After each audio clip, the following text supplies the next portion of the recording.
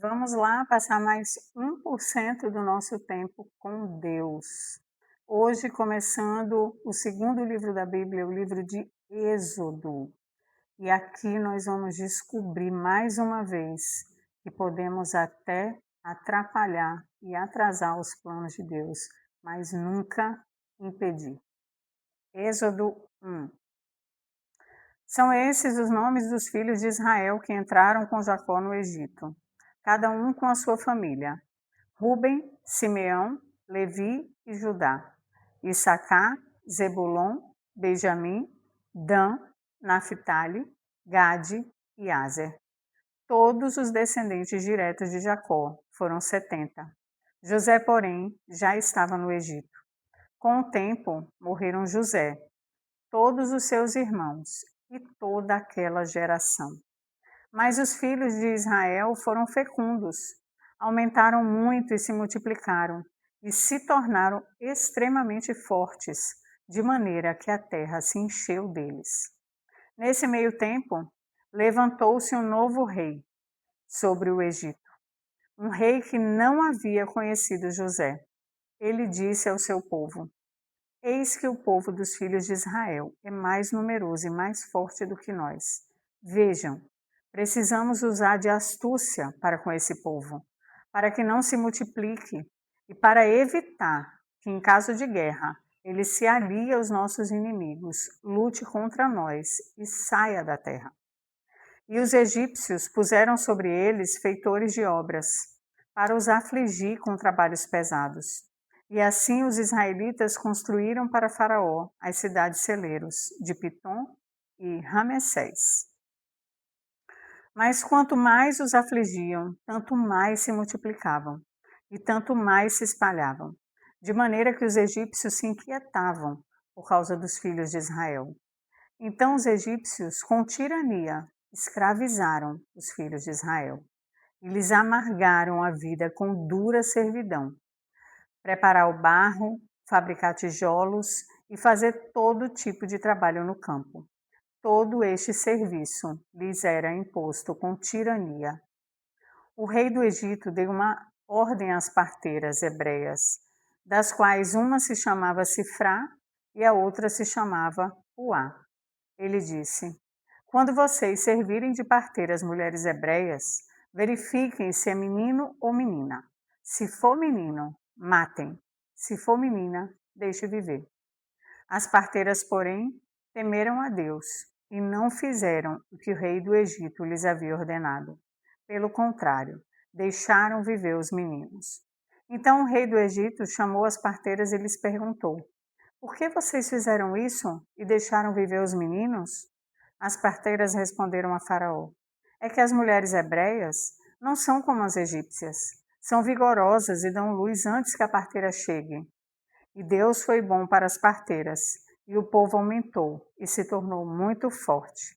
E porque as parteiras temeram a Deus, ele lhes constituiu família. Então, Faraó deu ordem a todo o seu povo, dizendo: Joguem no Nilo todos os meninos hebreus que nascerem, quanto as meninas, deixem-as viver. Olha as consequências da desobediência a Deus. Deus deixou uma ordem clara para Jacó e depois para José: vocês voltarão para a terra de Canaã. Mas eles esqueceram dessa ordem. Eles seguiram em frente e foram passando o bastão. Eu acho que a cada nova geração iria se passando esse bastão. Olha, Deus deixou uma promessa de uma terra prometida e uma ordem para voltar para lá.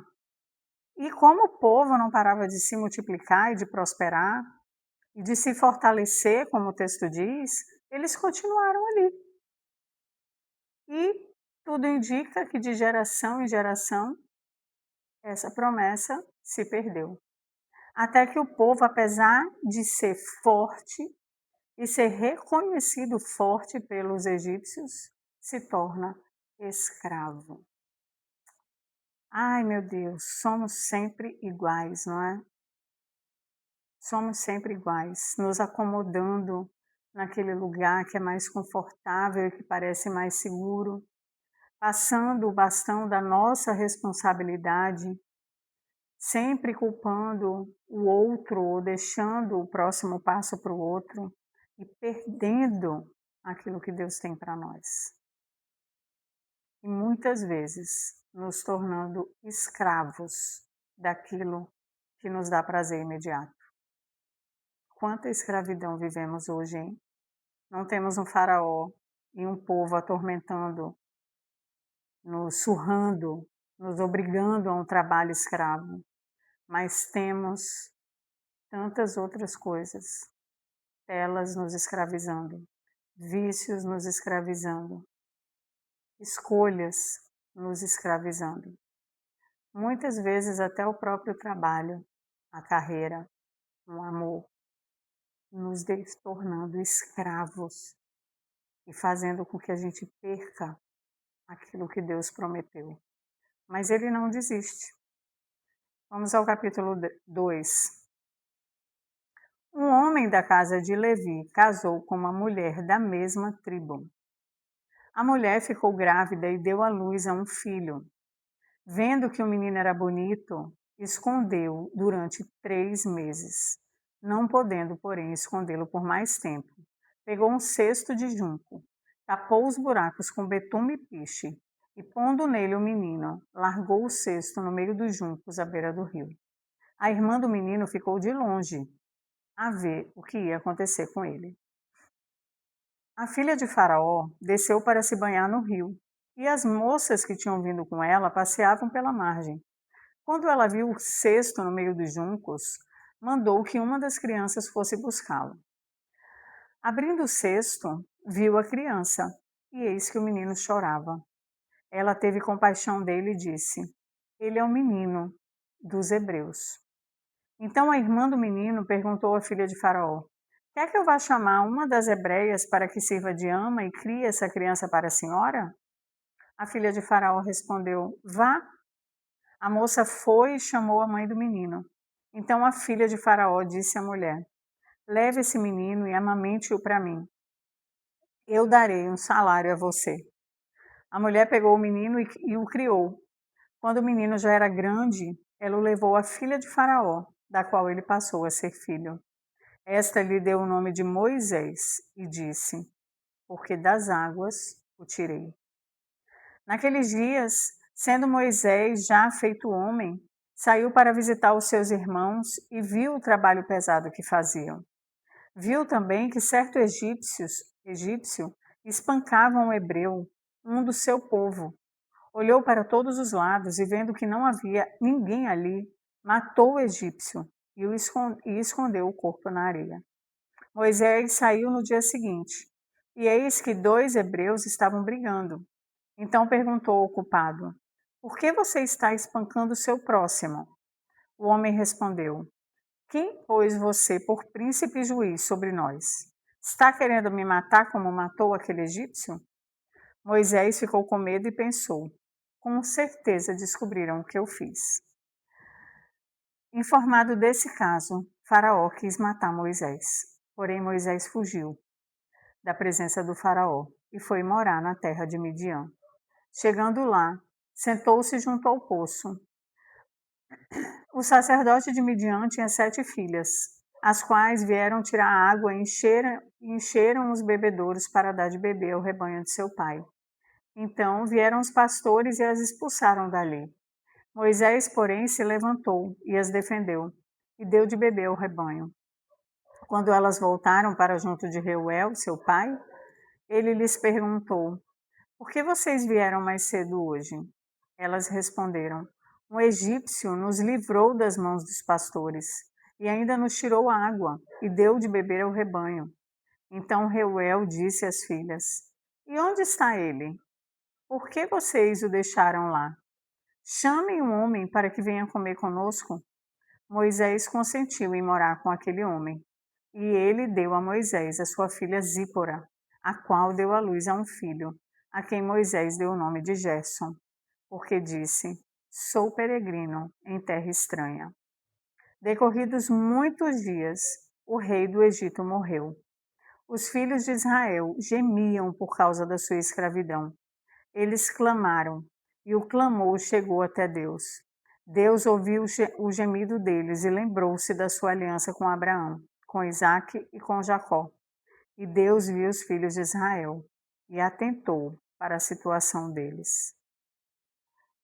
Deus não desiste do seu povo. Moisés, ele já nasce com sinais de que algo especial o aguarda. Ele nasce num tempo em que todas as crianças iriam morrer. Todos os meninos já nasciam com sentença de morte. Mas, de alguma forma, Deus preserva a vida de Moisés. E ele faz isso de uma forma incrível, porque a filha do faraó se agrada daquela criança, daquele bebê. E no final das contas, ele é criado até os 12 anos pela sua própria mãe. Então Moisés sabia quem era, sabia de onde vinha, sabia qual era o seu povo. Eu fico imaginando ele já com 12 anos, saindo de perto da presença da sua mãe para ir morar no palácio. Apesar de todas as regalias do palácio, de todo o conforto, eu acredito que aquilo doeu no coração dele, como uma criança, como um filho. Mas de alguma forma, aquele lugar, ele entrou em Moisés e ele se replicou nas suas atitudes, na sua maneira de viver, de falar.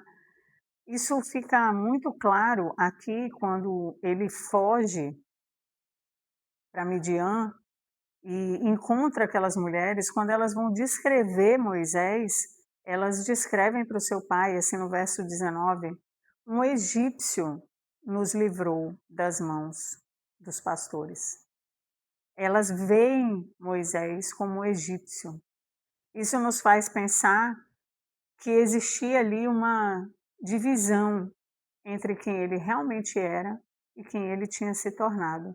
Mas o fato é que, assim como o povo fugiu para o Egito e ficou lá, Moisés, na hora que o bicho ia pegar, ele foge para Midian e também decide ficar por lá. O povo continua sofrendo. Apesar dele ter tido aquele rompante de ser o libertador, quando ele mata um homem para defender alguém do seu povo, ele se amedronta e se encolhe, foge e o povo fica lá, continua sofrendo. Esse capítulo termina dizendo que o povo, os filhos de Israel, gemiam por causa da sua escravidão. Nós precisamos aprender com o que a palavra nos mostra. Quantas vezes já tivemos livramentos como Moisés teve? Quantas vezes Deus já nos livrou de situações que nos levariam para a morte ou para a destruição? Quantas vezes a nossa vida poderia ter acabado, sucumbido, mas Ele nos manteve de pé. Ele nos deu uma segunda chance. Amanheceu e nós abrimos os olhos e respiramos. E não conseguimos enxergar que Deus tem um propósito maior para nossas vidas. E é por isso que Ele permite que a gente acorde mais uma vez, que a gente respire mais uma vez. Mas nós insistimos em fugir para Midian. Insistimos em procurar um lugar onde nós vamos encontrar sossego, um sossego